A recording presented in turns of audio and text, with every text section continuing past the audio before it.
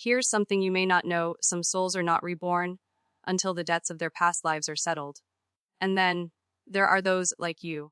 Your birth into poverty, sickness, or romantic struggles isn't a matter of bad luck, it's because a debt is being collected from you. It's not a debt of money or of possessions, it is a karmic debt. A simple sneeze today could be the echo of a curse you uttered in a previous life. The issue is, you have no memory of it, but karma remembers you perfectly.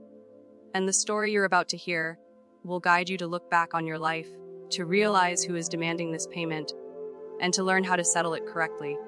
Because if you fail to do this, you are fated to return again and again.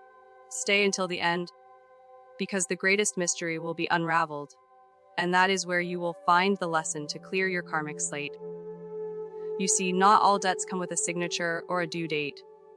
Some debts are written in the silence between your mother's sighs, in the way your lover walks away without a reason, in the tears you cry at night without knowing what they're truly for. Reincarnation isn't just a fantasy or folklore, it's the cosmic bank where karma collects interest.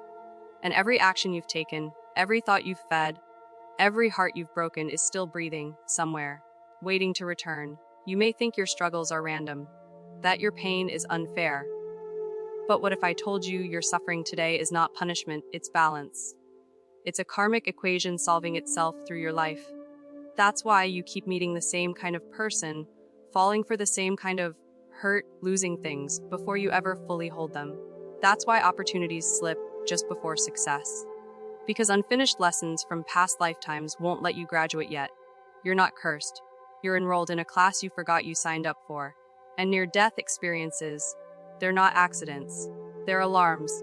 Wake-up calls from the universe shaking you by the shoulders, saying, you're running out of time to remember who you are. People come back from the edge not just with visions of tunnels and lights, but with secrets, whispers from the realm between lives. And the message is always the same: live better, love deeper, let go faster. You were not born just to pay bills and suffer. You were born to repay with love what you once took with ignorance. And karma is not cruel. Karma is correction. She doesn't punish. You do that to yourself when you resist the lesson. Karma just reminds you. But here's what most don't understand. Karma doesn't only collect what you did. She also asks for what you failed to do. The kindness you withheld. The apology you buried in pride. The person you didn't become when you had the chance. And until you give those things, karma will keep knocking. In different faces. In different forms. But always with the same pain. Ever wondered why some people get everything with ease, while you fight for crumbs? It's not favoritism. It's memory. Some souls came into this life with credit, accumulated merit from lives lived in service, compassion, and wisdom. And others came to repay.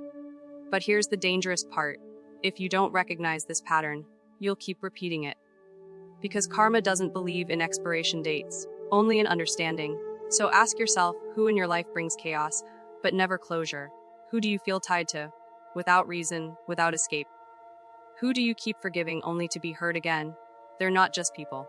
They're contracts. You signed these soul contracts before birth, to meet again, not for revenge, but for redemption. And if you run from these lessons, if you choose hate over healing, the contract renews. In another life. In another body. But with the same pain. That's the true prison, being chained to the same karma because you refuse to learn what it came to teach. So what do? You begin by becoming aware. You stop asking, why me? And start asking, what am I supposed to see? You look at your patterns, not as curses, but as clues. The father who abandoned you. Maybe you once abandoned your own child. The friend who betrayed you. Maybe you once traded loyalty for convenience.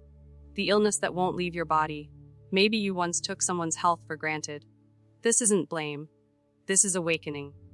Because when you see your suffering not as punishment, but as a return address, you start sending out better mail. Forgiveness becomes your freedom. Compassion becomes your currency. And every act of kindness is a deposit in your next life's account. But here's the secret: few will tell you, you can negotiate karma through deep reflection, through service, through healing, through sincerely choosing to end the pain, not just for yourself, but for others. That's what transforms a karmic debtor into a spiritual warrior. Someone who doesn't just survive suffering, but alchemizes it. And here's the final twist. Sometimes, the people you think are destroying your life are actually the ones fulfilling your soul's deepest contracts. That toxic relationship, that betrayal, that heartbreak.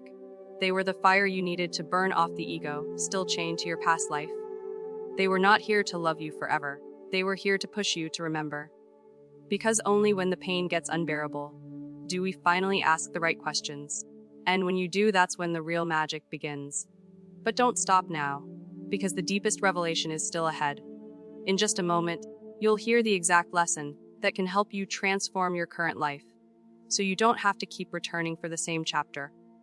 Stay with me, because the knot is about to be untied. So what do you do when you realize that you're trapped in karmic loops, not just bad luck? You don't run, you don't fight. You rise, and here's how you begin. In just 3 steps. Step 1: acknowledge the pattern, stop calling it a coincidence. If the same pain keeps returning, it's a message. Write it down. Who keeps showing up to hurt you? Where do things keep falling apart? Truth bomb if it's repeating its teaching. Ask yourself, am I repeating a cycle I should be healing? Step 20: make a conscious shift. Karma is only powerful when you react without thinking. So now, flip the script, forgive the one who hurt you, even in silency. Choose kindness when your ego wants revenge. Say enough where you once said, maybe. Every small act of awareness is a karmic reset. Ask yourself, in this moment, do I choose fear or growth? Step 30: repay with alignment. Don't just want better, be better. Your debt isn't paid by suffering, it's paid by transformation. Help someone in the exact way you once failed others. Speak healing where you once caused harm. Be the love you begged for. Because healing karma isn't about punishing yourself. It's about becoming the version of you who would never create that pain again. Let this be the moment you stop calling it fate and start calling it your mission. Comment below, have you noticed a karmic pattern in your life? Do any of these 3 steps feel like your next move? Let's share. Let's heal. Let's break cycles together.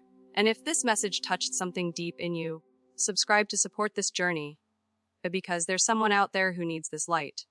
And maybe that someone is the next version of you.